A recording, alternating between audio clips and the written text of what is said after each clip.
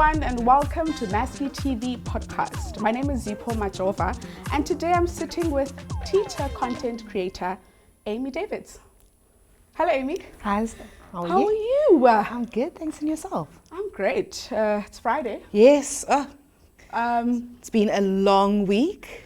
Listen, A long week. it's been a very long week, but the great thing is that I'm sitting next to you. Thank you so So much. I'm happy about that. And kind of before we get into the serious things, I just want to get to know who Amy Davids is beyond the classroom. Tell us a little bit about yourself and, kind of why you're sitting here today.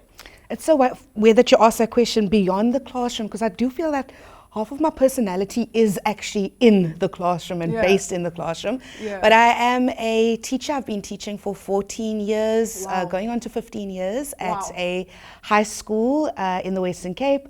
I started teaching out, I started my degree and I specialized in maths and science, and I taught maths for 2 years. And then I said, that is it. It's not for me anymore. Yeah. I went on to teach life orientation for a few years. Okay. I dabbled a little bit in geography, Okay. then moved from geography into robotics. And now I've been a CAT teacher, a computer applications technology teacher, for 7 years. And I love it. So I want to say what is it? Jack of all trades, master of none. What is it called? I'm Jack not of all trades, but master of everything. of everything. I love that. So yes, that is what I do. Outside of that, of course, extramurals, regarding being a teacher, because a teacher is not only in the classroom. Yeah. So I have done netball, tennis, soccer at one Okay. stage. Okay. Yes, I had to learn the rules of soccer because I didn't understand it. Yeah. Swimming, and then of course outside of the school setup, I am also a content creator.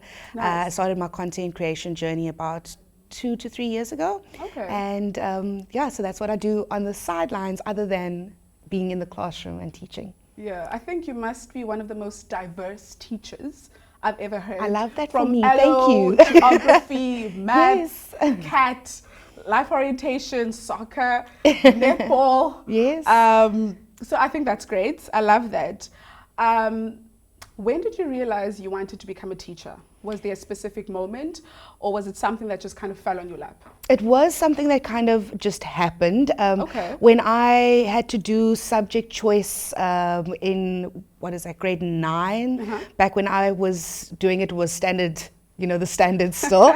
But in grade 9, I wanted to be a forensic investigator. That was my plan with my life. Okay. I then chose my subjects accordingly. So I did the physics and the biology and those kind of subjects. Yeah. I then, in about midway through grade 10, I realized that I didn't want to do that anymore, and I wanted to become a diplomat. Oh. Yes, and then I studied, my first degree was actually a BA in international studies, because I was convinced I was going to go into politics and change the world, become the president of South Africa, that kind of vibe. And my roommate actually happened to be an education student, studying education, and we were walking to class one day, and she was telling me a story, and she hadn't finished her story by the time we had gotten to the lecture hall. And I was like, listen, I'm just going to join you in your lecture, then you can finish your story. And I don't know what she said, because I was engrossed in what the lecturer was actually saying, and that's how I decided to move from a BA in international studies into education. And I am exactly where I'm supposed to be. And so it wasn't necessarily a moment in time. It wasn't necessarily, somebody that's a teacher that sparked that in me, that I wasn't one that always knew I wanted to become a teacher, but I know now I'm definitely supposed to be a teacher. Wow. Yeah. I think that's a beautiful journey, and I'll tell you why. Because you mentioned that, you kind of were doing international studies and you just wanted to change the world. And I think that's interesting, because as much as you are a teacher, you're still changing the world. Yes. But in a different format. Yes. Not kind of standing in front of the world and kind of going, and having kind of diplomatic talks, but you still change the world. Most definitely. And I think I speak under correction, but I think I touch a lot more lives in this way, in terms of teaching, than what I possibly could have had I continued with the journey that I thought I should have been on. I agree. Yeah. I agree. Nice. So this segment is called the Masky Minute. Okay. So quick fire questions. Yes. You don't think too hard. You just go at it. I'm not going to ask this question because you've already answered it. Forensic investigator. So what emoji best describes your teaching style? Ooh, emojis. I don't really talk in emojis. I am a millennial, so I do struggle with this. But Sorry. apparently, there's a new emoji called, I think it's a clocket emoji. Okay. Yeah, so I think that describes me. I'm gonna use that one. Okay. I'm gonna use that one. I love that. I love that. Yeah. What's the worst excuse a learner has ever given to you? Worst excuse. Ooh. I'm not going to go with the worst excuse that the learner's ever given. I'm going to go with the worst excuse I've ever given. Oh. As a Teachers give excuses? Of course, teachers are human. I will never forget during lockdown, we did online teaching, and I told my class that I couldn't do my online lesson because there was load shedding. But at that time, Eskom also released the fact that they were 100 days load shedding free. And so there was this excuse that I had given, and it was. So the load shedding was only at your house? Yeah, I like that. I should have gone with that. I should have gone. Yes, it's 100 days of no load shedding, but it is at my house. Yes. Go to snack during break. Biltong. Oh. Yes, I love myself a little bit of biltong. That. Yes. If teaching had a soundtrack, what would your theme song be? Ooh, working 9 to 5. Hey. What a way to make a living. Yes. Love that. One word that learners would use to describe you. Sassy. Sassy. Sassy, yes. Sassy ma'am. Okay. Describe your teaching style in 3 words. Ooh, on the spot. Okay. Oh, that is those actually. Are 4 that's words. Okay, but let's go with one. Listen, let's go with maths one. Is not my strong point. I studied maths, so that's a little bit. But yeah, so I would go. Maybe let's do impromptu instead of on the spot. So impromptu. Okay. Adaptable. Nice. Trendy. Okay. Oh, yes. Love that. Okay, so let's move on to the classroom life. What does a typical day look like for a teacher today in 2025? I don't think that you can say that what is a typical day, because there's no such thing as a typical day. Yeah. At any given point, or any day at least, in my classroom, I have got 300 learners that come in through my door. That's 300 learners that come from different parts of, or different household backgrounds, different ages, different phases in their lives, different things going on. And at any point, I have to be a administrator, a psychologist, a content distributor, and this is all before 8 o'clock in the morning. So how does a typical day look? I wouldn't be able to say, because there's no such thing. You are adapting all the time. Yes, of course, we start at 8 and we end at a particular time, whatever the case may be, and our life is, for the most part, restricted by the bell, but there's no such thing as a typical day. Every day looks different. Every year looks different. I've been teaching for, as I said, 14 years, and the content that I have to distribute to my learners changes with every class that comes in, with every individual learner that comes in. So there's not really a typical day. I wake up at 5 every morning. I have to be at work at 7, and my end of school bell rings at, I think 2 or 2:30, I can't remember right now. And then of course there's extramural, so there's the run of the mill thing, but there's no such thing as a typical day. I truly do believe that as a teacher. The second word you used to describe yourself was adaptable. Correct. And now we see it. Correct. What's the most rewarding part of being a teacher?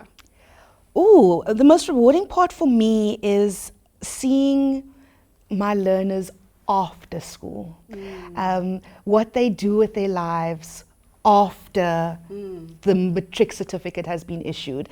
As I said earlier, I am a high school teacher, so I do get to experience that after high school life. I'm involved in a lot of my kids, and I call them my kids because they are my children. Yeah. But I get to see them get accepted into tertiary education. I get to see them finish their degrees. I get to see them get good paying jobs. I get to see them start their families. And for me, that is one of the most rewarding things, especially that learner who was a bit of a nuisance in my class. And then to see how they flourish after school. For me, that's the most rewarding thing. Oh, yeah. I love that. Yes. There's the rewarding part, and then of course there's the challenging part. Yes. What would you say is the most challenging part about being a teacher today, and how do you navigate that? I think in South Africa as teachers, one of the biggest things is the admin. The admin that gets placed on us as teachers on a daily basis, and it seems never ending.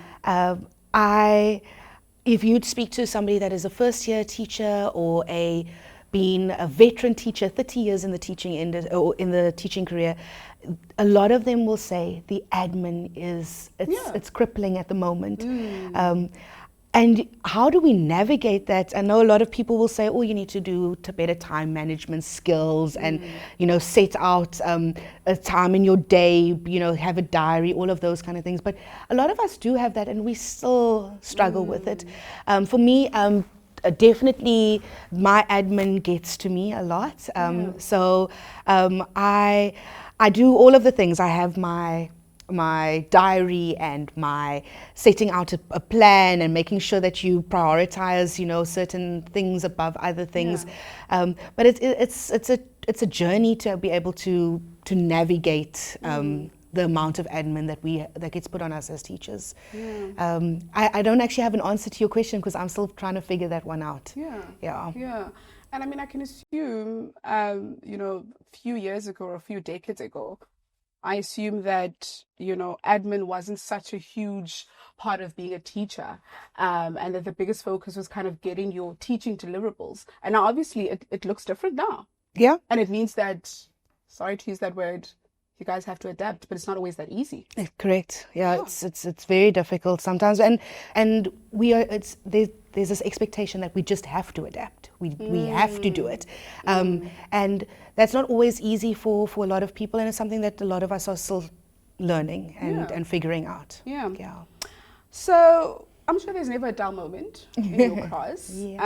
What is the funniest moment that, a learner has ever done in class? If we can share and it's PG. As I said, every single day is different. Every kid that's come into my class has made some sort of impact on me, whether it be small or big. I think there's a lot of things that I could probably share, but in this moment in time, I think one of the biggest things is kids have got a fascination with teachers' clothes. What you wear, they'll notice, like, ma'am, you've had the same pants on now, maybe 2 days in a row, whatever the case may be. Or where do you buy your clothing? Maybe we need to, spruce up the wardrobe a little bit. But I own a yellow jacket. Okay. Which I love. I love my yellow jacket. It's my little bit of ray of sunshine for myself. And whenever I wear this jacket, the names that the kids call me, that for me is probably one of the funniest things. I've been from Paddington Bear to Coraline, but I think my favorite one is they call me a packet of lightly salted Lays. Oh. Yes. So I think that is definitely one of it. I love lightly salted Lays. And I think they do too. So I think it's out of love. Yes, most definitely. Oh, that's cute. So from being this teacher who's been in the space for 14 to 15 years now, and now to kind of teacher, content creator. So you have over 170,000 followers on TikTok. Tell us about that journey. Have you kind of always wanted to transition or kind of merge teaching and content creation? Was that always your plan? Or was it just like, I'm Amy Davids and I'm great, of course I have to be a content creator? No, it was not something that I've always wanted. I didn't even necessarily know that it actually existed. I started my content creation journey middle 2022. And funny enough, TikTok used to be banned in my class. I used to hate, there's a timer that goes off that makes this teet sound before the, the video actually starts. Yeah. And that used to irritate the living daylights out of me. So I banned TikTok in my classroom. And one day, one of the kids said to me, "But ma'am, have you even watched a TikTok? Like, you ban it in your class, but have you even watched a TikTok?" And I was like, "No, I refuse to. I will not succumb to this." And that evening I went home and I downloaded the app. And that's how all of this started. The downloading of the app. I was late for work the next day because I could not stop. This was you. Yes. This was you the whole night. I can see it. Yes, and also the double tap, because please don't only do this. In terms of engagement, make sure that you are liking as well. Content creator. Yes. Yeah. So I started off, of course, just watching, people's TikToks and watching different parts of social media. And my first TikTok that I created, I sat in my drafts for a very long time before I actually had the guts to post it. And I've never looked back since then. And it has just been a natural progression in terms of me filming content and then, of course, posting it. I would never have thought that I would be a teacher content creator, a lifestyle content creator. That for me, it's baffling, but it's also so exciting for me. I think it's great that this is an option for me. Yeah. And I want to say thank you to that learner. He said, "Ma'am, you have not even watched the videos." So thank you to them. Yes. Because now you're here. Yes. Yeah. So what's your favorite type of content to create for your followers? I love creating day in the life vlogs. I love watching those. It takes a lot of time, a lot of effort. There's often days where, if I had to show you my camera roll, there are lots of starting of vlogs, but then I forget to finish it. So I think for me, those day in the life vlogs are definitely some of the things that I enjoy making. However, I know that a lot of people enjoy my hauls. I started off doing shopping hauls on social media, and then of course I do. One of the other parts of Amy D is her cooking. So yeah, I wouldn't say I'm great in the kitchen, but I enjoy. For me, being in the kitchen is my switch off from my daily life, the teaching life. Nothing brings me more joy than going into a kitchen and making a meal for myself, and then filming that and sharing it with the world. But for me, day in the life is one of my favorite things to do. A vlog is lots of fun. And how do you balance that? How do you balance being a teacher, during your day, and then being a content creator after hours? Can you even balance it? What is balance? Exactly. Explain that word. Here's my follow-up question. And this is a very interesting question for me because, and this is personal now, I'm learning personally that is balance even a thing, and I'm beginning to learn that perhaps the actual word is integration. Oh, I love that. Because, is it really realistic to balance all of these things? Because sometimes you're great at this, sometimes you drop the ball, and it's okay. Yes. And I think that dropping of the ball, as long as you are able to at some point pick it up again. Absolutely. So there are days where I am hyper-focused on my teaching, and then there are days where I'm hyper-focused on my content creation. I've been very blessed to receive quite a few, brand deals and partnerships with companies. So of course there are the deadlines that I have to meet in that regard. So of course I need to then hyper-focus on creating content for a particular brand, let's say for instance. But also in order for me to keep or be, what is the correct word now, relevant, I have to be posting every single day. So I have to create content every single day. So finding that balance is very, very difficult. There are times where I try to actually in my day schedule from this time to this time you're going to be editing, or this time to this time you're going to film a voiceover or record a voiceover, this time to this time you're going to film this particular section of whatever work or content. But for the most part it is just something that happens.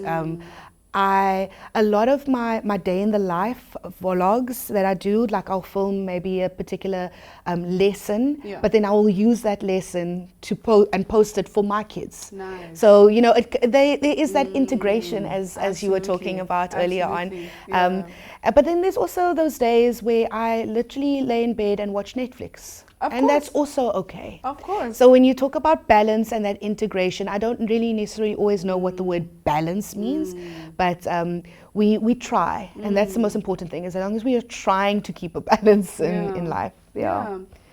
Amy, I think that teaching as a profession, you know, different parts of society always have, you know, something to say about it. Everyone has an opinion about teaching. Everyone has an opinion about the education system. Yes.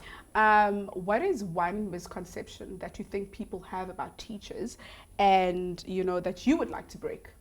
And I think going back to my day in the life vlogs, one of the big things that I do, stigmas, myths that I trying to debunk is the fact that teachers are not home every day by 3 o'clock. As much as we have got 4 paid holidays, and everybody thinks that, you know, we need to kind of what is the correct word?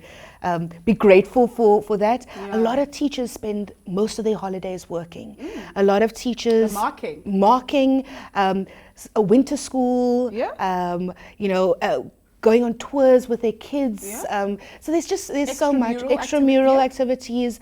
I don't know one teacher that's home every day at 3. And so that's my biggest thing, is trying to debunk that myth. And I think I do a pretty good job in that with my day in the life vlogs and the content that I show. I also think one of the other things is debunking the fact that teachers are just glorified babysitters. Right? Yeah. Right? So yeah, there's a few misconceptions that I do that I'm still trying to get to, but I think for the most part that the biggest one for me is the fact that teachers are home every day by 3. Nice. Yeah. I think as we kind of close the segment, and I mean, I guess you've kind of spoken about it in your day in the life vlogs, but what is one advice, as someone who's been in the space for 14 to 15 years, what is one advice that you would like to give to young and upcoming teachers, you know, into the profession? I think the biggest, I wish somebody had given this to me, was find yourself a mentor teacher, somebody that has been in the profession that can just hold your hand. We all need somebody just to hold our hand, somebody to be a sounding board. So if you are able to get in your school community as a novice teacher, find somebody that you can just bounce ideas off of, that you can maybe go and vent to at the end of a day, that you can have kind of in your corner.